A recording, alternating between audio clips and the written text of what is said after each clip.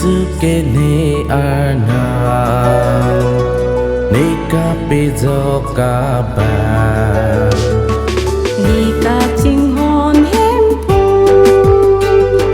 chi thi pilo ni pha ni ka ching hon hem phu chi thi pilo ni pha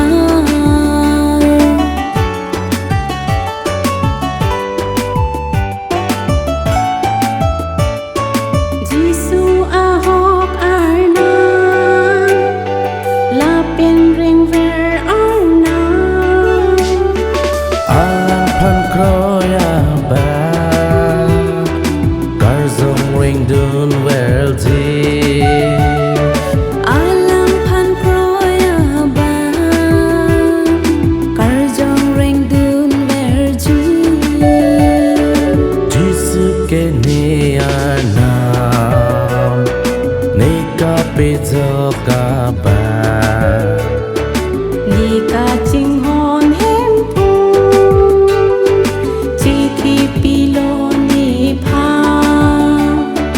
ni ka ching hon hem phu chi thi pilo ni pha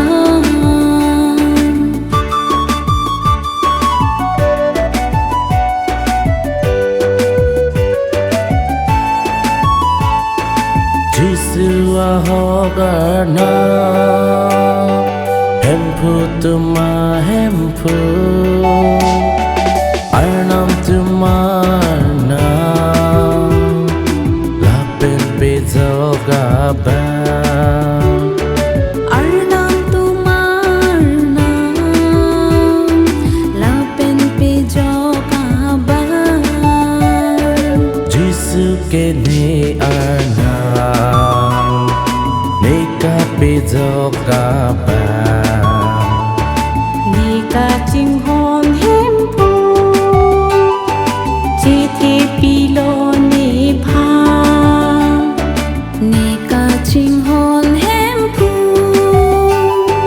chi thi pilo ni pha